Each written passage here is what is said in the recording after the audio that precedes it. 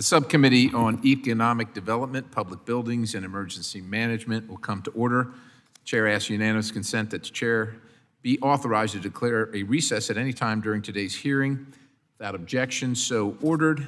Chair also asks unanimous consent that members not on the subcommittee be permitted to sit with the subcommittee at today's hearing and ask questions without objection, so ordered. As a reminder, if members wish to insert a document into the record, please also email it to documentsti@mail.house.gov.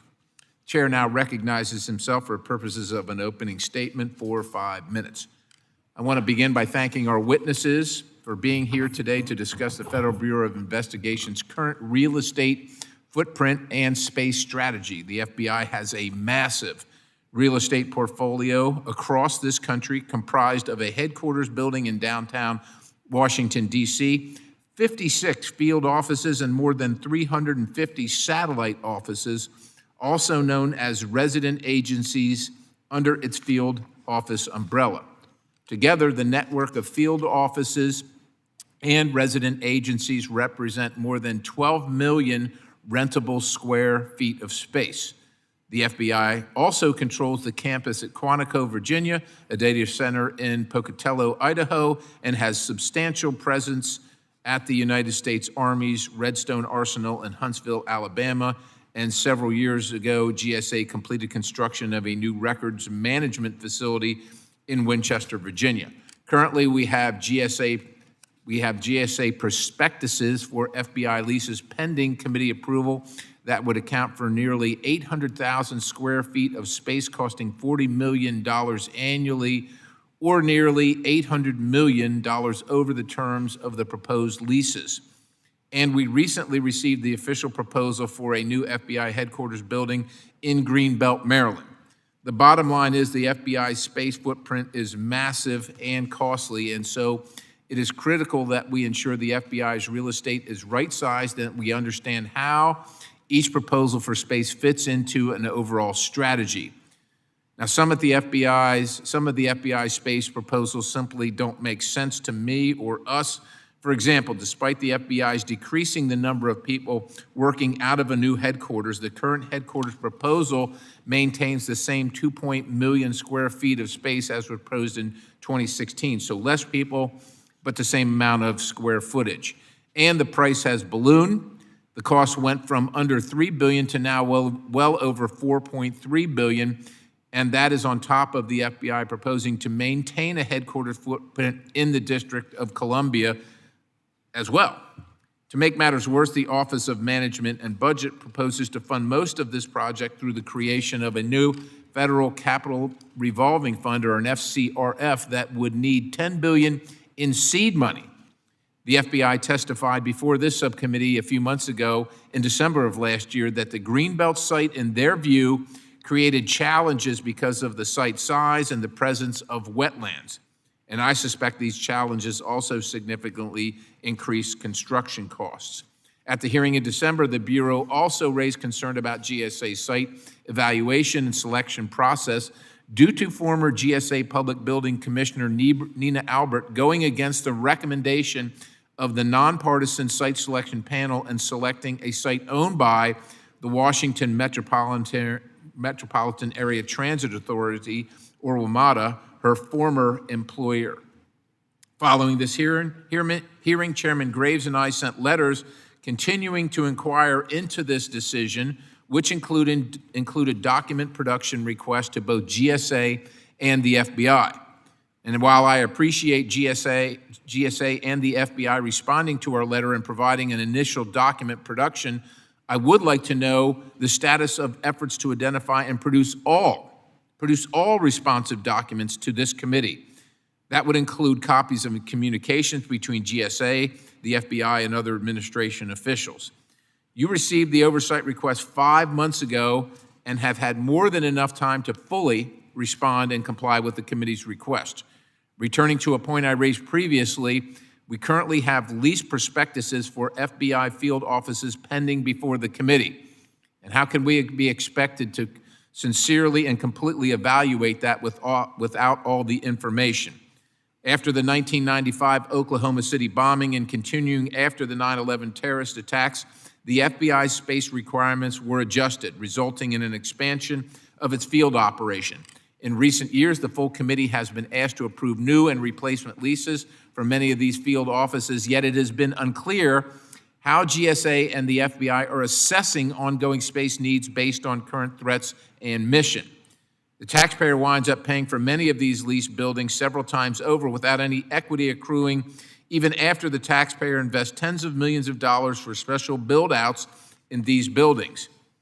However, GSA continues to be stifled from even negotiating discounted purchase options in these leases, despite overwhelming passage of legislation authoring the GSA to do exactly that.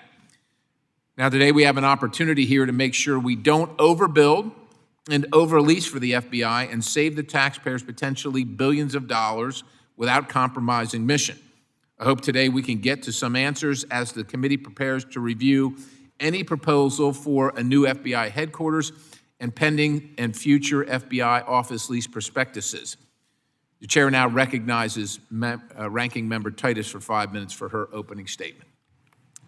Thank you, Chairman Perry, for holding another hearing on the FBI's real estate footprint.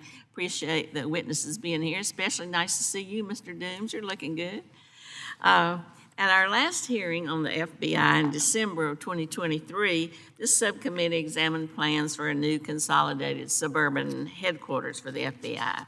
Since that time, GSA has submitted to this committee a report on the construction of a new headquarters building.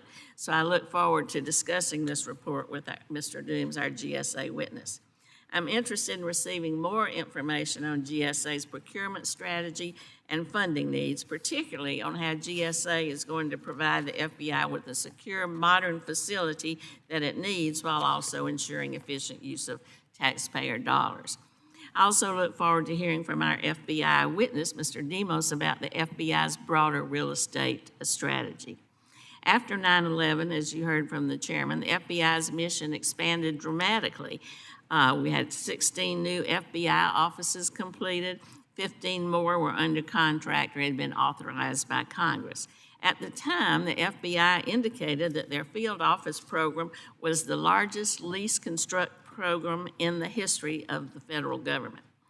Today, the FBI occupies 5 headquarters buildings, 56 field offices, 350 resident agency offices all across the country, and the majority of these are under leases procured by the GSA in privately owned buildings. It would be helpful to know from the witnesses how many of the FBI leases will be expiring within the next 5 years. Second, whether there are plans to consolidate and relocate offices. And third, how the FBI will protect its data in co-located spaces and buildings not owned by the federal government.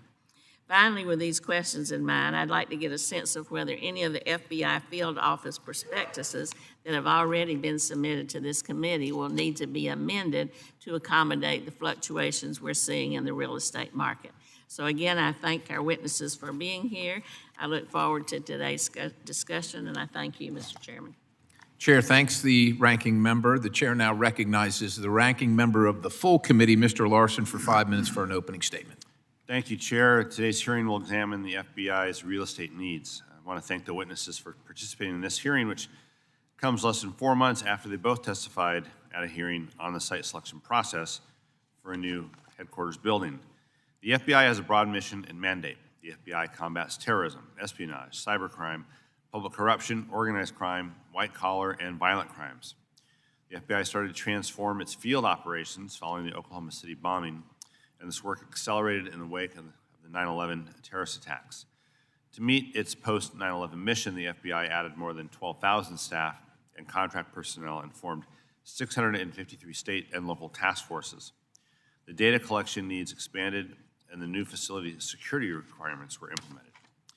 The FBI's current 56 multi-tenant and standalone facilities across commercially leased and federally owned facilities must accommodate data storage, evidence storage, firearm storage, special equipment and vehicle storage, command centers, SCIFs, and interview rooms, all which require money and space. And over the past few years, FBI facilities in Atlanta, Phoenix, Houston, Cincinnati, and Seattle have been attacked. I hope the witnesses will explain how GSA and the FBI are working together to protect facilities and the employees who work in them from domestic terrorism. I also would like to know the potential impact on the FBI staff and operational capabilities if a new headquarters building is not built soon. The FBI has an important mission, and its employees deserve safe, secure, and a functional workspace. I look forward to discussing how this committee can help ensure the FBI has the infrastructure that it needs today and into its future. So with that, I yield back. Chair thanks the gentleman. I would now like to welcome our witnesses and thank you each for being here today. Briefly, I'd like to share a moment to explain the lighting system to our witnesses. I know you've been here before, but let's just make sure. There are 3 lights in front of you. Green means go, yellow means you're running out of time, and red means please conclude your remarks. I ask unanimous consent that the witnesses' full statements on both panels be included in the record without objection, so ordered. Chair also asks unanimous consent that the record of today's hearing remain open until such time as our witnesses on either panel have provided answers to any questions that may be submitted to them in writing without objection, so ordered. The chair also asks unanimous consent that the record remain open for 15 days for any additional comments and information submitted by members or witnesses on either panel to be included in the record of today's hearing without objection, so ordered. As your written testimony has been made part of the record, the subcommittee asks that you limit your oral remarks to 5 minutes. With that, Mr. Dooms, you are recognized for 5 minutes for your testimony.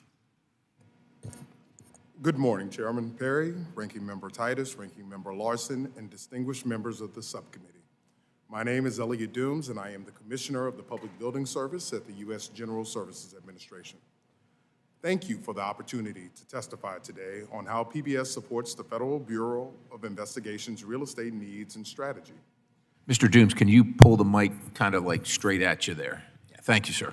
GSA's intent is to deliver the highest quality facilities for the FBI while maintaining our agency goals of optimizing the federal footprint.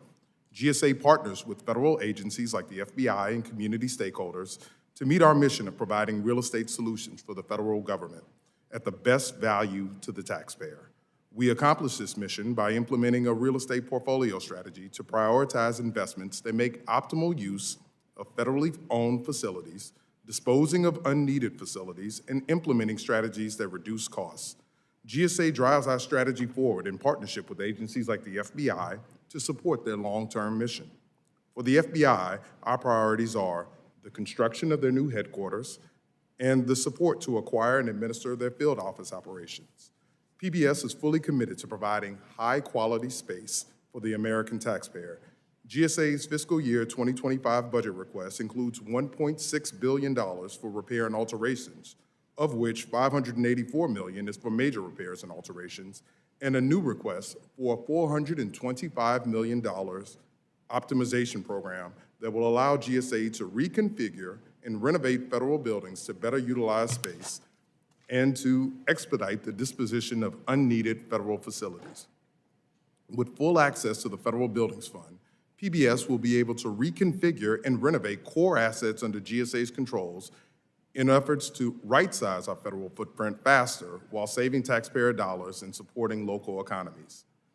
GSA leverages its expertise and best practices to support the real estate mission requirements of the FBI. I will provide 2 examples that illustrate how GSA has worked with the FBI to shrink its footprint and better utilize existing federally owned facilities.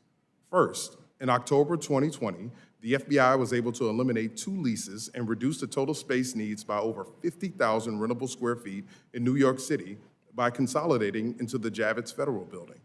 This consolidation resulted in lease cost savings totaling $13 million annually.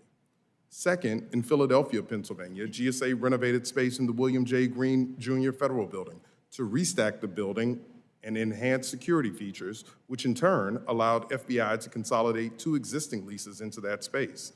This consolidation eliminated the need for 31,000 rentable square feet with an annual reduction of $840,000 in rent.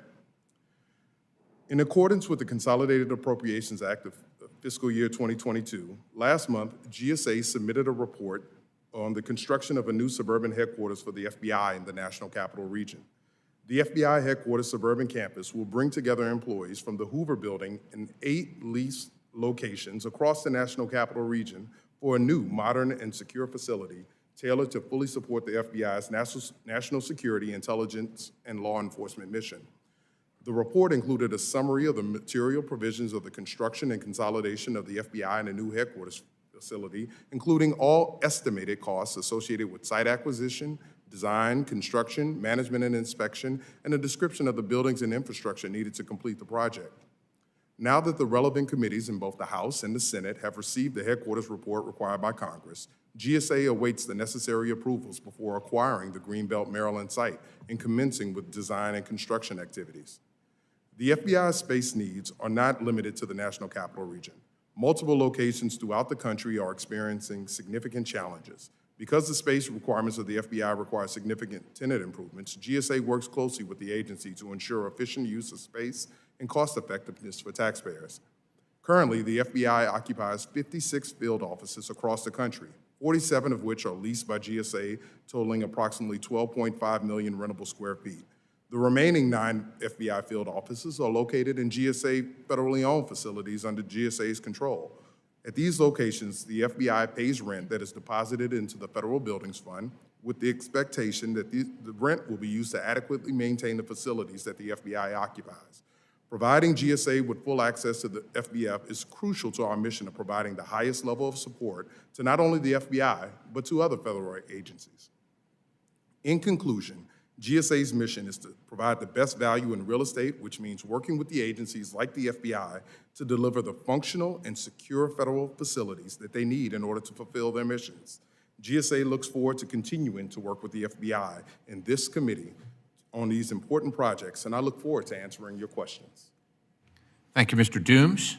Mr. Demos, you are now recognized for 5 minutes for your testimony, sir. Chairman Perry, Ranking Member Titus, and members of the subcommittee, thank you for inviting me today to discuss the FBI's real estate strategy. The FBI's mission is to protect the American people and uphold the United States Constitution. We do this work from our 56 field offices located in metropolitan areas across the United States and in approximately 350 smaller regional sites across the country.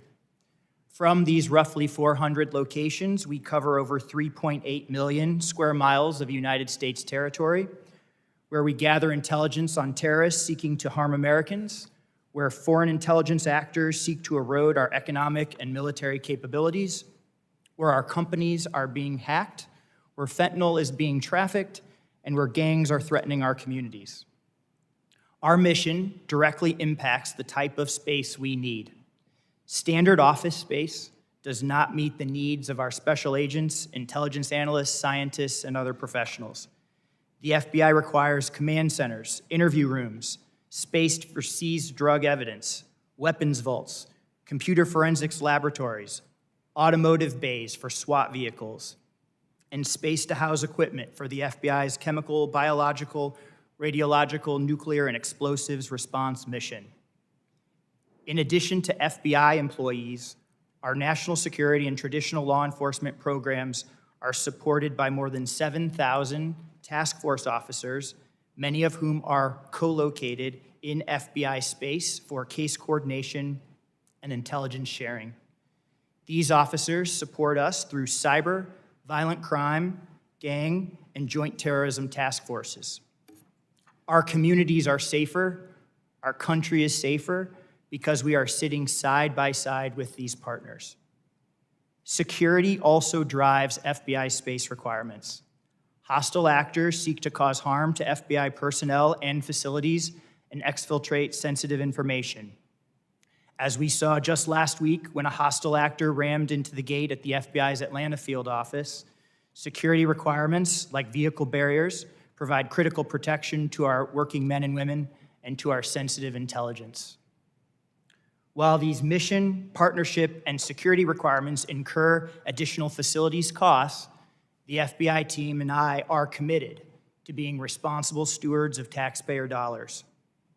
As part of this commitment over the past several years, the FBI has reassessed the geographic distribution of key functions, relocating programs and teams from the National Capital Region to West Virginia, Idaho, Alabama, and other locations across the country.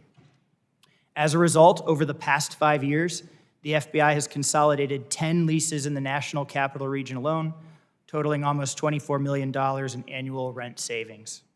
In recent years, we've also reduced our office space workstation size and consolidated closed investigative files at our Central Records Complex in Winchester, Virginia. We are similarly transitioning evidence storage from costly lease space across the country to a facility in Georgia. We have relocated many assets outside of the National Capital Region, and yet certain functions must remain in the DC area, which is why the new headquarters project is critically important to us. Investing hundreds of millions of dollars, if not billions, to sustain the J. Edgar Hoover building is not the best use of taxpayer dollars, hence our request for a new facility and why the FBI and GSA continue to partner closely on next steps for the project. The risk of doing nothing to protect our people and sensitive information is too great, with continued pipe bursts, concrete instability, and failing heating and cooling equipment at JEH. As we work together on the new headquarters project and other important facilities needs across the country, you have the FBI's and my commitment to ensure we are doing right by the taxpayer each step of the way. Thank you for inviting me to appear before you today, and I'm happy to answer your questions. Well, we thank you both for your testimony. We will now turn to question. The chair recognizes himself for 5 minutes for a question. I'm going to start with Mr. Demos. As you know, Congress is expected to consider reauthorization of Section 702 of the Foreign Intelligence Surveillance Act. Can you tell members of the committee at which FBI facilities, the ones you've enumerated, including headquarters, the satellite facilities, the numerous places around the country, does the Bureau receive, store, and sift through the commercially provided data on Americans, or is it done across multiple locations and offices? Mr. Chairman, thank you for the question. I am not an investigator of the FBI. I'm a facilities and finance guy. You work for the FBI, right? You know what their mission is. You know what they do. You're testifying before this committee where we consider the leases and the space that the FBI gets. So I would think you would know the mission so you could impart it to these members of this committee so we can make the appropriate decisions. I'm just asking, where does that occur? If you don't know, then we will ask you to find out, but we need to know where that occurs. So, sir, well, I can't get into the specifics of talking about FISA as an I'm just asking about the third-party data that the FBI buys where they would otherwise need a warrant. Where do they use that information? Where do they cull through that information? Is it done at multiple facilities? Is it one facility? Is it a couple facilities? What are we looking at? I'd have to follow up with you, sir, on the specific facilities where that type of work would be conducted. Okay, then I'm going to ask that you do that. I'm going to need to know that answer. So that's going to be a formal request. Regarding what's known as the integrated program management, I would call it a quota system. I'm sure that you folks don't like that terminology, but it's apparent to me that that's what's used and it's planned out at the beginning of the fiscal year to ensure that these field offices and the different venues, for metrics' sake, if nothing else, they work towards those goals. Can you tell me, is that done across the panoply, the entire purview of the FBI's lease portfolio? Is that done at each one of the offices, or are there certain places where that integrated program management quota system is not used?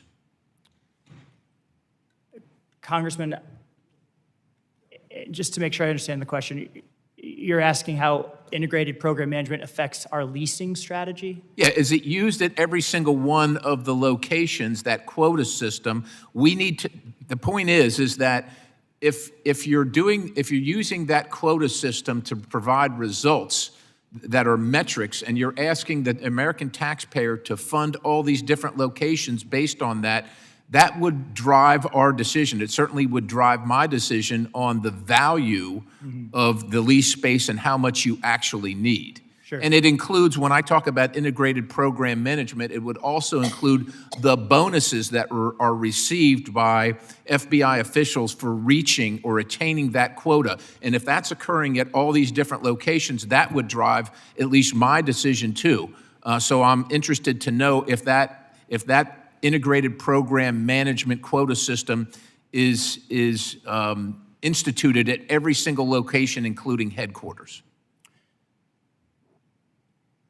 My understanding, sir, and I can take this back to confirm, but IPM is really focused on field office metrics and evaluating field office performance with a whole lot of feedback and analysis and support by headquarters components.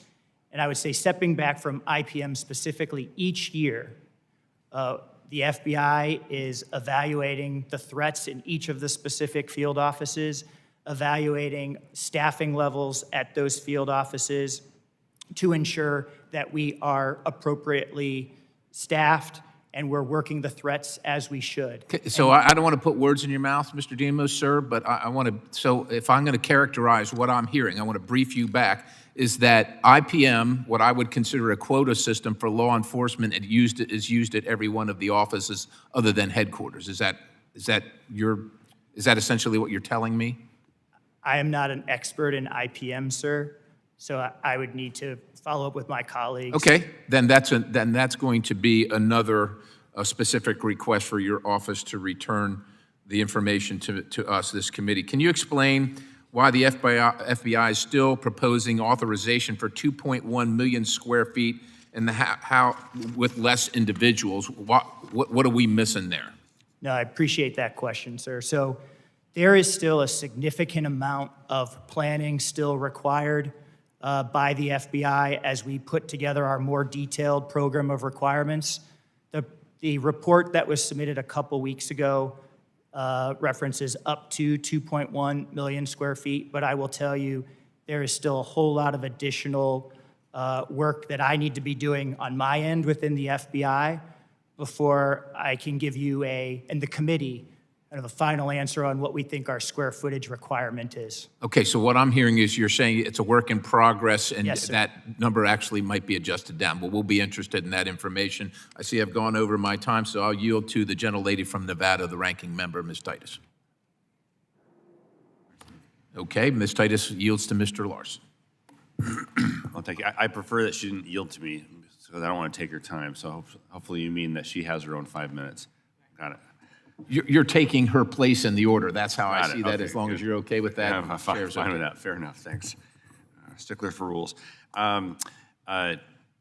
Demos, your testimony didn't necessarily come across as a glowing endorsement of the selection process, as we've discussed it in the past.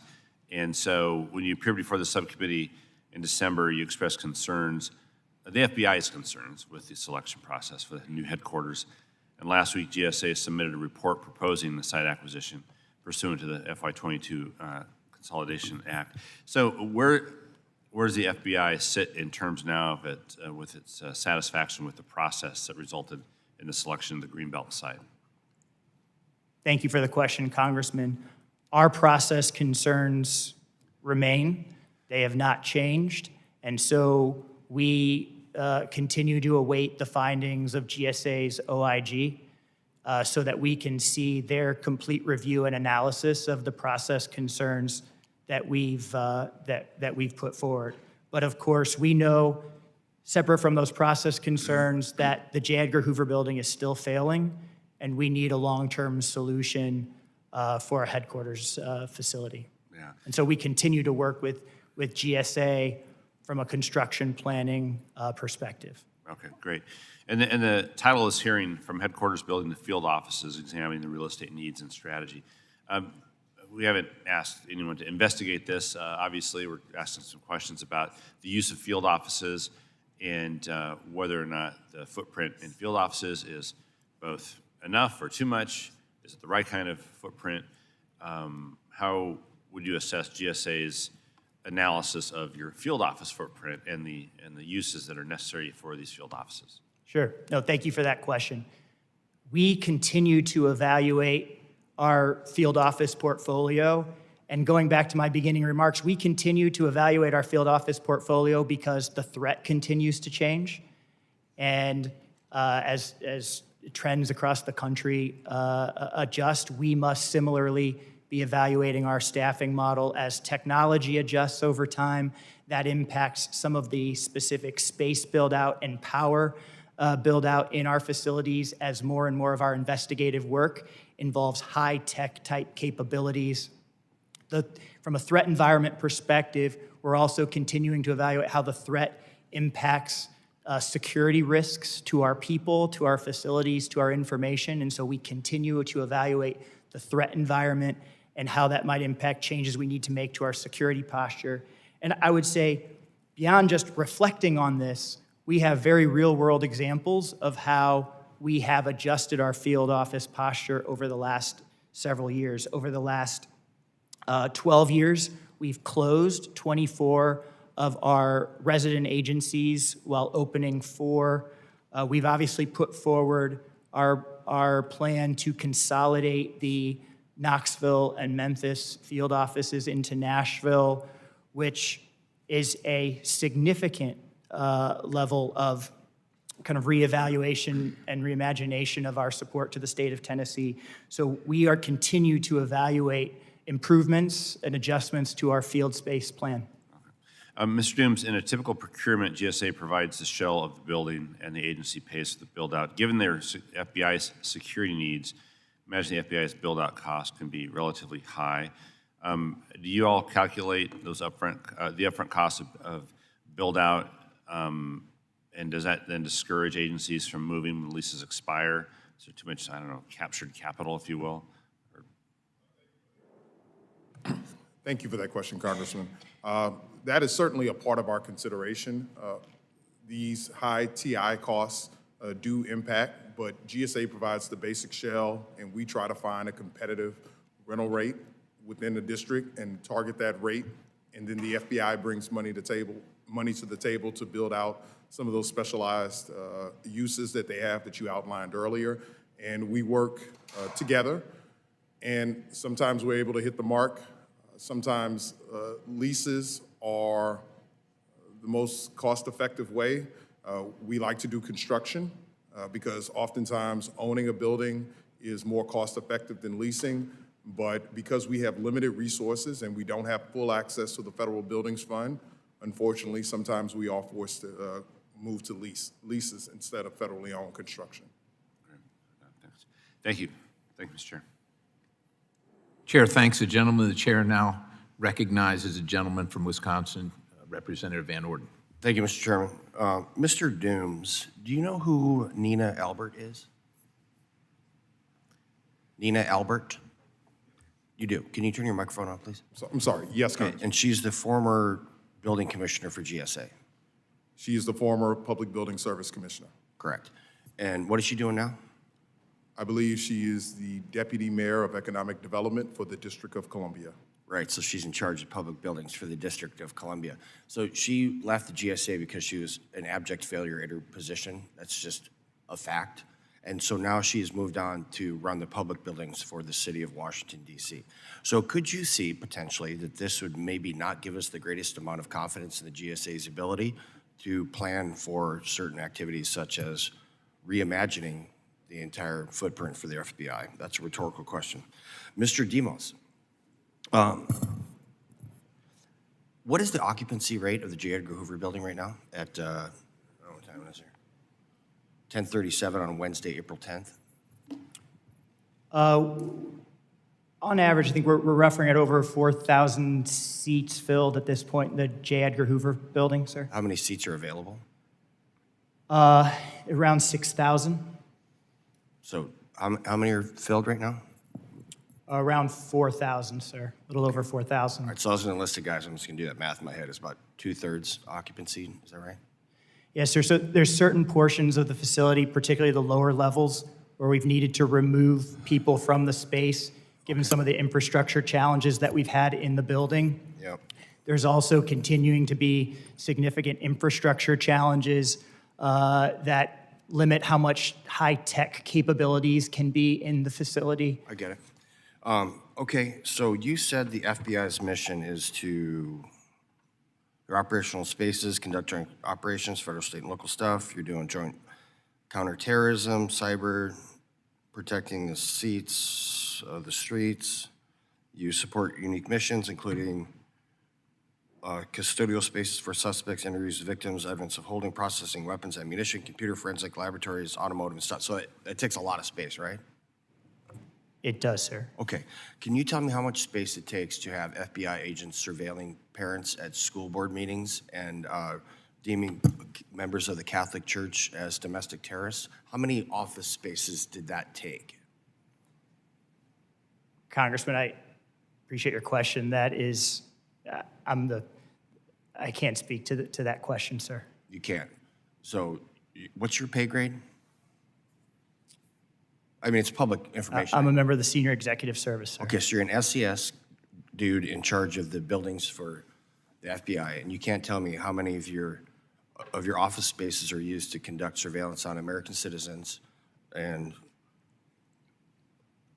parents at school board meetings asking very specific questions about their treatment of their children and/or declaring the Catholic Church, members of the Catholic Church, domestic terrorists. The reason I asked this question for you is that I don't really think that you guys have taken the time to do a detailed, in-depth study of what you're actually doing, your members. And so if I take that to be true, which it is, then I don't think you can sit here and tell us how much space you actually need. Because unfortunately, your agency has gotten so far off mission from when it was established, your building's named after J. Edgar Hoover, gotten so far off task that I don't believe that you are capable of honestly telling us the mission needs of the FBI at this point. So in combination with the GSA's inability to actually plan for a building and your inability to articulate exactly what the mission is of the FBI, other than these flowery, neat words, I don't have any confidence that we're going to judiciously expend American taxpayers' dollars. And let me be straight with you. One of my best friends in the world is a former FBI agent who I deployed with in combat to Afghanistan, and I would do anything for that man. I protected his life specifically. And so I have great reverence for the former institution of the FBI. But I, along with the majority of my constituents and so many American citizens, have lost faith in your institution. And for you two to sit here and ask for billions and billions and billions of dollars without being able to articulate why you need it is just another symptom of a broken institution. With that, I yield back. Chair thanks the gentleman. The chair now recognizes the ranking member of the subcommittee, the gentlelady from Nevada, Ms. Titus. Thank you, Mr. Chairman. Mr. Demos, let me be sure I understand. When you say it's 2/3 occupied, doesn't that include some people who have field assignments, come in occasionally, kind of like here in the House? People are working, they're in and out of committees, in and out of their office. It's not something that you can count like it's 2/3 occupied. It is a constantly fluctuating number, ma'am. Yeah. I mean, as you said, I mean, there are operations going on every day that is causing people to surge into the facility, causing people to leave the facility on a given day. You know, of course, there are large portions of the facility that are not dedicated just to workspaces in terms of desks and seats, but also to operational space, command centers that we use in the course of day-to-day management of the FBI. Storage, that sort of thing. Yeah, I just want to make that clear for the record. Mr. Dooms, according to the report, the site selection report that the GSA just submitted, $845 million in construction funding has already been appropriated, and $3.5 billion, though, for this new headquarters, or it was going to be transferred from the proposed federal capital revolving fund. Now, that fund doesn't exist, and it hasn't. Several presidents have tried to get this on, and they haven't been able to. So you have some secret that this is going to be constituted, or do you have some alternate plan for if it doesn't happen?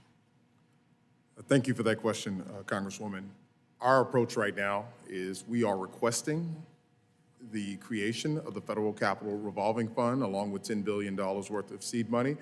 We've also been requesting money through the normal appropriations process, but we continue to believe that that is the best way to fund the FBI headquarters. But we remain committed to working with this committee, as well as other committees, about any other solutions that are on the table. But right now, that is the administration's plan. If that new building is built out in Maryland or Northern Virginia, what happens to the old Hoover building? Congresswoman, we would, just like any other property in our portfolio, we would examine what the possibilities are. There is the potential that we might retain the site, dispose of the site. We have a national portfolio plan where we scour our inventory and we evaluate each and every asset, and we decide.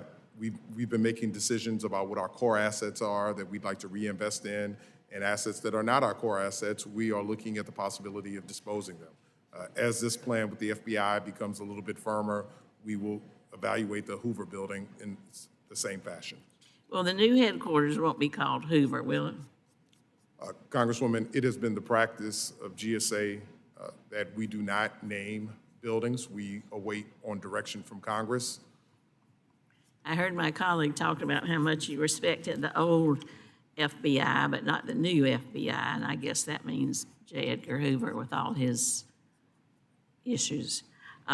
Anyway, I'd like to go back to Mr. Demas, and I want to ask you about your position on utilizing public-private partnerships to acquire space. Is that something that's actively pursued? And if it is, how do you get the security for those buildings if you don't control the construction or the management of the building? You were talking about needing fencing or certain high-tech accommodations and just the security in and out the door. How does that work? I mean, specifically on your question, Congresswoman, about how does the FBI view public-private partnerships as a means of funding space projects, we ultimately rely on funding strategies in coordination with GSA and the Office of Management and Budget, so I'd probably defer to Mr. Doom specifically on that point. But as a general matter, how do we handle security in leased facilities, non-federally owned facilities?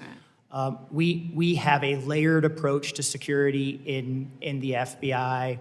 As part of our process, we have security professionals who will review the sites, who will put forward recommendations that I on my team will implement to ensure appropriate physical security, technical security, things I probably can't get into too much more in this setting. We also have processes to ensure that all individuals entering the space have the appropriate clearance and have been vetted so that no individuals are entering into FBI space without appropriate authorization. There are also, of course, elements that come up in the requirements gathering process for the PORs for the sites where there's rules on setback and vehicle barriers, visitor screening facilities, those types of things that, depending on the procurement strategy, the building owner, the lessors, could be incorporating into their building design and construction. That's part of the rent, or is that on top of it, Mr. Dooms? So we are required, for these above standard tenant improvement costs, the FBI is generally providing those funds upfront. And then from a maintenance perspective, that's worked on it's negotiated on a case-by-case basis with the lessor. Thank you, Mr. Chairman. Chair thanks the gentlelady. The chair now recognizes the gentleman from Louisiana, Mr. Representative Graves. Thank you, Mr. Chairman. Thank you both for being here. When we spoke in November, I raised some concerns about the adjustment in criteria that was made on your selection process, and I'll make note, I was shortly thereafter called to a woodshed conversation with Congressman Steny Hoyer. But in any case, I know that last month GSA submitted a prospectus and to Congress to consolidate the Hoover building as well as eight other buildings, and I know that there are a number of people, including our chairman, that have strong concerns about the criteria and what was actually submitted. I asked last time about the number of meetings, and I asked about the consultations between GSA and the FBI, and the conversations they had with representatives of other states. Have have you all provided any information to the committee about some of the meetings and consultations that you've had and the content of the meetings with the states on this site selection process and relocation? Thank you for that question, Congressman. I believe we have provided this committee with some of that information. We provided over 6,100 documents, and we have continued to provide them on a rolling basis. But I believe we have provided you with consultation deliberations, as well as Mr. Dooms, let me ask this, and I obviously that's a tremendous amount of information, but I'm not clear on how much information you have, so I don't know if that is 99.9% or I don't know if that's 1%. Can you give some clarity in regard to how much more information you think is owed to the committee to fulfill the request?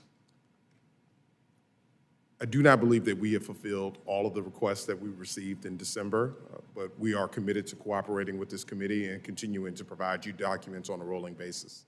Okay, I appreciate that. The next question, and I apologize, I had to step out for a minute and I didn't hear the full dialogue that you had with Mr. DVO here, but in regard to Nina Albert, and did you provide clarity on which meetings she was involved in and any role that she played in this? Was that answered or information provided to the committee?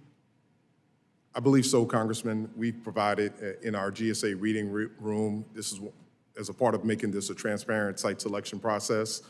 We've provided the documents related to the amendment to the site selection process that was made, I believe, in July of 2023, which made it clear that Ms. Albert was going to be serving as the site selection authority.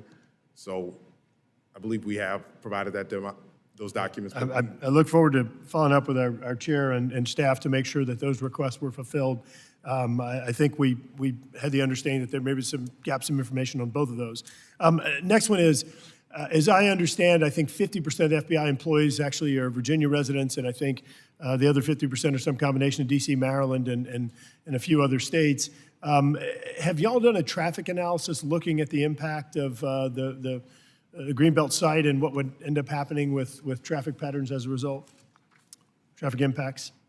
Congressman, I don't believe we did a study of the traffic patterns, but transit was one of the factors and criteria that was considered when we were selecting the site. I believe that particular area, transportation access, was 20% of the site selection criteria, and I would point you to, it was a discussion of that in the site selection decision where we discussed what the impacts were to traffic and getting FBI employees to and fro from the site. Last question I have, in the 117th Congress, we passed bipartisan legislation that allowed for the GSA to negotiate below market lease rates. Have you all received implementation guidance from OMB? Has that law been implemented? Congressman, we continue to work with the Office of Management and Budget on the legislation that was passed.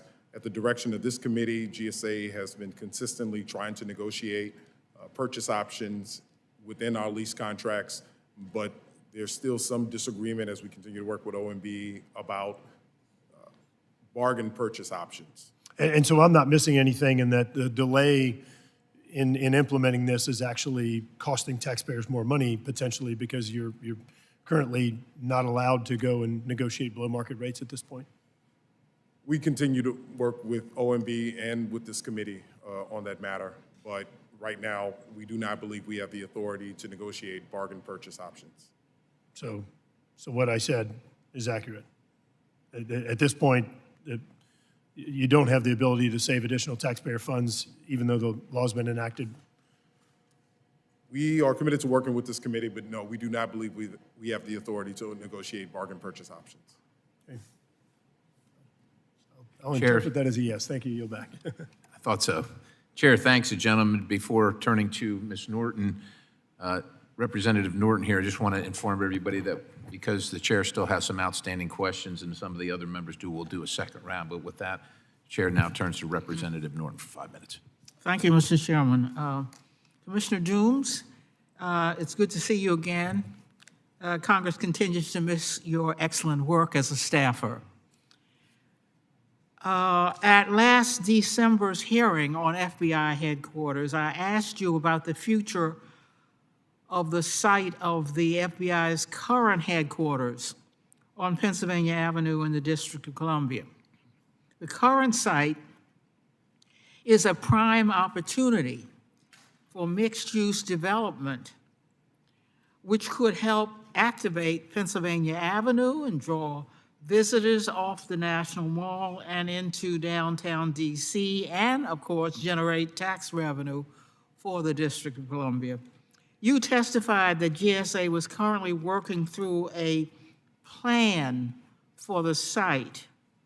You also said that if GSA determines in its review that the site is surplus property, GSA will dispose of it.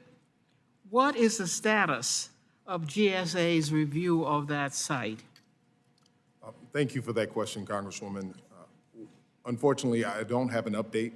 We continue to review this site as well as all of the assets within our 362 million square foot portfolio as a part of our national portfolio plan and identifying our core assets and which assets we believe are underutilized or surplus to the needs of the government. We have not come to a determination on the Hoover site at this point.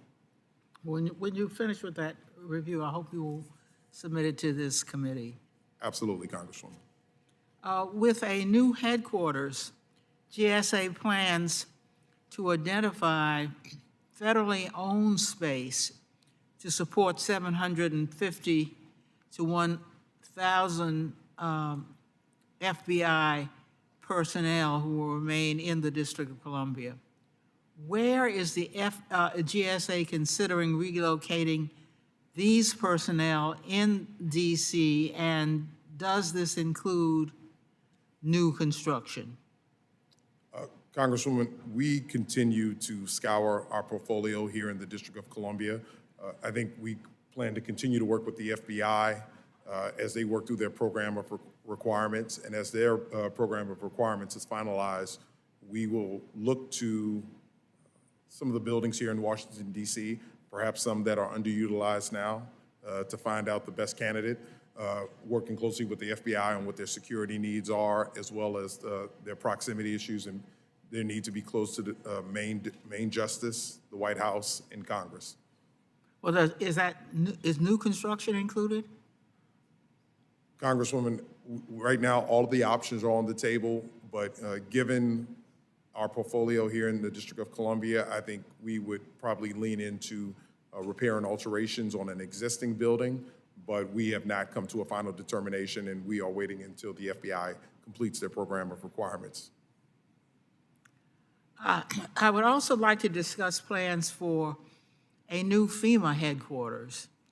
The prospectus for the modernization of the ROD building at 7th and D Street puts the cost of total construction at $177 million. However, the pre-solicitation estimates put the cost of construction at $400 to $500 million. Why is there such a gap between the prospectus and pre-solicitation estimates? Congresswoman, thank you for the opportunity to clarify on that issue. When GSA provides a building to another federal agency, GSA is responsible for providing a warm lit shell. And much like our relationship with the FBI has to bring a certain amount of money to the table to do the tenant improvements. So the prospectus that we submitted to Congress represents GSA's portion of the project, with the expectation that DHS is going to bring additional funds to the project, which takes it up from $174 per gross square feet up to somewhere between $400 and $500 per gross square feet for the actual full and complete building. Well, thank you very much, and Mr. Chairman, I yield back.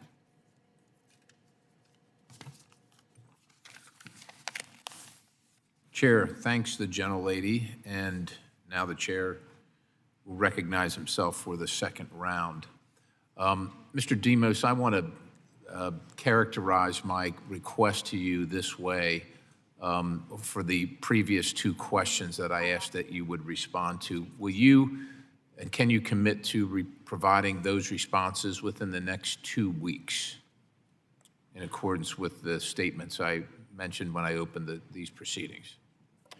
I'll work expeditiously to meet that timeline, sir. 2 weeks? I'll do my best, sir. Well, I know you do your best, but I need a commitment, so if it's not 2 weeks, I can accept that, but is it 3 weeks then, or what do you feel comfortable with? We'll stick with the 2 weeks, sir. Do my Okay, best. 2 for weeks. All right, thank you, sir. So with that, Mr. Dooms and Mr. Demos, in December, Chairman Graves, and I sent the FBI, GSA, and the former Public Buildings Commissioner, Nina Albert, letters with specific questions and requesting production of certain documents. Interestingly, we only received former Commissioner Albert's responses by the deadline of the letter. We subsequently received initial responses from the FBI and the GSA that was missing a significant amount of the information requested. Then, not surprisingly, after this hearing was confirmed, we received an additional response on Monday, today's Wednesday, from the FBI, and yesterday, Tuesday, GSA, but we're still missing key responses to our request. When will the GSA and the FBI complete the document production to the committees? And Mr. Dooms, I know that Chairman Graves asked you essentially the same question. I know you're interested in cooperating, but look, we got to get something accomplished here. You have leases pending. We need to make decisions, but we're not going to make, I will guarantee you, I'm not going to make decisions or ask anybody on this committee to make decisions without the complete information. So I need to ask you when we will complete the document production, if you know. Congressman, thank you for that question. We plan to commit the document submission as expeditiously as possible. Can you commit to 3 weeks, 2 weeks, 1 month, 6 years? What can you commit to? Congressman, we've been producing them on a rolling basis. We will continue to do so. We want to cooperate. We've been in close contact with your staff, but I don't believe I can offer a date certain, but Can you give me your wildest guess? I mean, you get paid every pay period, whether you produce anything or not. The American people demand this information through their representatives. We have to make decisions on behalf of the FBI. We can't make the decisions without the information. What can you commit to? A year? 6 months? 1 month? Give me something. as soon as possible, Congressman. Well, as soon as possible, I'm going to characterize that as 2 weeks. Will you commit to 2 weeks? Seems like a reasonable amount of time to me. Because as soon as possible to me is like today, but I'm going to give you 2 weeks.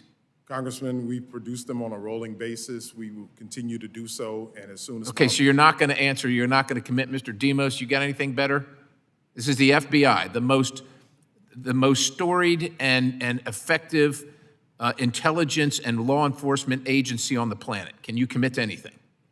Again, sir, we will work as expeditiously as possible. Well, I got to tell you, that's pretty weak in a business that I operated in and that I managed. You wouldn't have a job, but with that, let me ask one final question. Taxpayers invest a tremendous amount of money in leased field offices that go far beyond the rental payment. There are several examples of evidence rooms, holding cells, armories, classified rooms, physical security infrastructure, and a variety of other things. Most of these investments have a useful life far beyond the 20 years, and so it would seem extremely wasteful and unreasonable to ask taxpayers to pay for a new build to suit leases every 20 years for an FBI field office. Does that sound reasonable? Would you agree with that? It's unreasonable to ask them to commit to that, and then that hard infrastructure goes away? Either one of you guys? Sir, absolutely. There's a significant amount of upfront investment for FBI space, and that's why I would say as leases come up for renewal, that is why the vast majority, when we look at the procurement strategy, does not actually result in a relocation. As we look at the last 5 years, we had 14 commercial leases reach the end of life. 12 of those ultimately resulted in staying in place. Well, I will tell you, we're going to be taking a look at that portfolio with that in mind. Some of the prospectuses pending before this committee would effectively guarantee that wasteful outcome, and we don't want that. So we don't want the highest cost option possible to be justified, and so I just want to let you know that moving forward. With that, my time has expired. And I would recognize now the ranking member, Ms. Titus. Thank you, Mr. Chairman. You know, over the course of the last couple of Congresses, we've approved several new museums for the mall. There's one for women's history and one for Latin American history, culture, et cetera. Are y'all working on finding locations for these new museums that are supposed to be on the mall? And why wouldn't you look at some of the underutilized buildings, like, say, the Department of Energy building, and work with the Smithsonian to use some of that space for these museums? Congresswoman, thank you for that question. As you pointed out, the Smithsonian has the lead on identifying locations, and I believe they have identified 2 locations, but we're partners with the Smithsonian. We meet with them regularly, and we're always looking at our portfolio, and if they made a request of us, I can promise you that we will work in a cooperative fashion with the Smithsonian. Well, will you check out where they are on this and let me know if they're moving forward, if they've made any substantive progress, or if they're just talking about it, or whatever? Congresswoman, I will commit to you that I will absolutely meet with the Smithsonian and make sure that they understand that we're willing to be our partner with them and help them along the way. Thank you. Going back to the investment that you have to make in some of these buildings that you lease that is up front, and you say it lasts for 20 years. Seems to me if you make an investment up front on something that lasts for 20 years, that's a pretty good deal. Plus, a lot of things change in 20 years, technology and stuff. So if you have to redo some things at the end of the 20 years, wouldn't that just be kind of the normal course of things? Thank you for Mr. the question, Demos? Congresswoman. This is why for each lease that comes up for renewal, we work with GSA to reevaluate the requirements that we have for that facility, again, looking at the threat environment, how staffing has changed, how technology has changed. And then we're working together with GSA on a specific procurement strategy for each. Yeah. As you look out there for places to rent, have you noticed any unusual changes in the rental market based on the economy and post-COVID? I'd need to defer to Mr. Dooms on that Dooms? point. Congresswoman, I think you're right. I think there have been changes, and we are trying to evaluate. We are going into the market, and we are aggressively working with agencies to find the best deals. But to your earlier point, generally owning is cheaper than leasing. And this is why GSA has been pursuing a fix to the Federal Buildings Fund to give us full access to it because, for example, one of the outstanding FBI leases in Cleveland, we submitted a request to Congress to allow us to purchase the building because we determined that that was the best option for taxpayers, and that request was not met, and which is why we had to pivot and turn to leasing.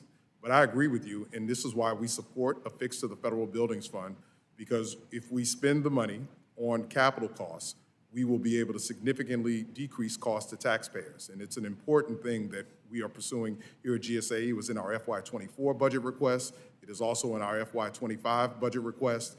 And the kind of projects that we're doing with the FBI, if we had full access to the Federal Buildings Fund, we would be doing construction projects instead of leases. Gotcha. Well, thank you. I'll yield back. Thank you. Chair thanks the gentlelady. The chair now recognizes the gentleman from Mississippi, Mr. Representative Ezell. Thank you, Mr. Chairman, and thank you both for being here today. Last week, the committee received an official report on the proposed FBI headquarters.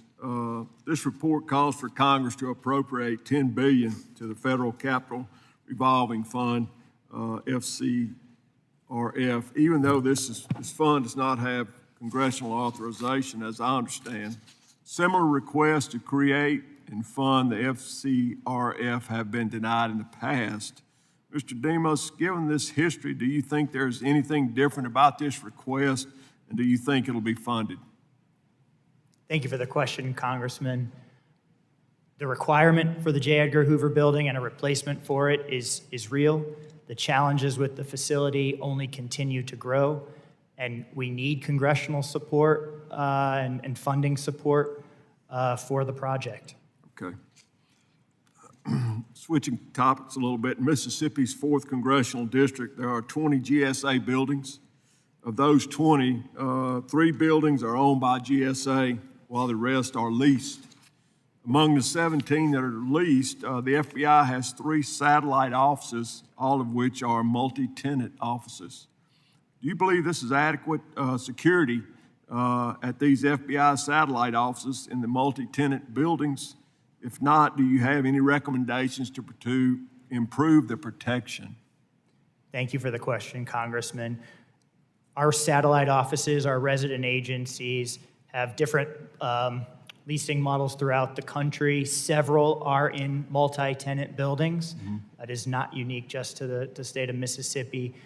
As I said earlier, with each site, whether it's a standalone facility or a multi-tenant facility, we have a security review that takes place to ensure that it is an appropriate level of risk that the FBI is accepting and that we have the appropriate countermeasures in place in order to address that risk. Very good. Thank you. Expanding on the topic of security, in 2020, the Secure Federal Lease Foreign Espionage and Suspicious Entanglements Act was signed into law. This act aims to prevent foreign influences on GSA leased buildings. However, all 17 buildings in my districts entered lease agreements before the enactment of the law. Mr. Dooms, how concerned should I be about the security of these buildings in South Mississippi and especially regional FBI buildings across the country? And what is the GSA doing to ensure FBI buildings are not indirectly controlled by foreign adversaries? Congressman, thank you for that question. We are always concerned with security, and we continue to work with our partners at the FBI. In December of this past year, we submitted a list of all buildings owned by foreign beneficial owners in any new lease actions, but there are also existing leases that we are trying to address, and we are proactively working with the FBI to notify them whenever there is a foreign ownership of a building that they're in so that they can take the proper mitigation steps. Very good. Mr. Demas, do you think leasing FBI satellite offices is this the most efficient use of taxpayer dollars and accomplishes the mission of the FBI? Our resident agencies, those satellite offices, are critically important components of the way we do our work. And so I would argue that the return on investment for the American people is exceedingly high. Very good. I worked in one of those offices for 3 years during my career and felt very good every time I was there. And let's make sure that we take care of our men and women who are out there enforcing the laws and protecting this country. So thank you. That, Mr. Chairman, I yield back. Chair thanks the gentleman. The chair now recognizes the gentleman from Wisconsin, Representative Van Orn. Thank you, Mr. Chairman. I just have a couple of questions or a statement first. The gentlelady from Nevada, J. Edgar Hoover was responsible for some tremendous civil rights violations, and in no way, shape, or form do I support that at all. The FBI miss is the one that didn't conduct over 200,000 illegal instances of surveillance of American citizens, abusing Section 702 of the FISA to conduct unlawful surveillance on the former president, President Trump, who should be the next president coming up here, God willing. I'm talking about the FBI that did not classify parents at school board meetings and Catholics as domestic terrorists. That's the FBI, the new FBI, that I don't appreciate at all. And I also do not appreciate anyone insinuating that I would support anybody that would do anything to violate Americans' civil rights. That is not the case. I just want to clarify with Mr. Dooms, did the former chairwoman, Commissioner Nina Albert, participate in any of these negotiations at all? You said you told us that, and I don't recall hearing it. Congressman, she was the site selection authority that ultimately made the decision that the Greenbelt provided the most value to taxpayers. Okay, what I would like from you is a specific itemized list of every meeting that she had anything to do with, even tangentially, because as we discussed, she left in shame for a real good reason. And with that, I yield back the remainder of my time to Chairman Perry. Well, thank you. I do have one remaining question for Mr. Dooms. It appears that the criteria for the site selection had changed at some point regarding the proximity to Quantico as well as as equity. And Maryland was able to address those changes in weighting of the site selection criteria. But it's my understanding that Virginia was not apprised of that. Can you confirm that? Thank you for the opportunity to clarify, Congressman. In December of 2022, Congress directed GSA to have consultations with both Maryland and Virginia. We had those consultations in March. As a result of those consultations, we made changes to the criteria in July of 2023. That was reflected in the amendment to the original site selection plan. So it was always clear to both delegations. It was posted in our GSA reading room and publicly available. So the criteria change, everyone knew. So it's your testimony and your position that the criteria was changed and both Maryland and Virginia had exactly the same amount of resources, including time and notification, to respond to the change in weighting of the classification criteria. That's your... Absolutely, Congressman. All right. I thank you for that. Gentlemen, I yield back the balance of Mr. Van Orden's time back to him if he needs it. If not... Mr. Chairman, I do not. Thank you very much. Okay. Thank you. The gentleman yields back. Are there any further questions for any members of the subcommittee who have not been recognized? Seeing none, that concludes this hearing for today. I would like to thank each of the witnesses for your testimony, and we know it's not easy sometimes being here, but we appreciate you taking the time and standing for the questions. And with that, this subcommittee stands adjourned. Thank you, Madam.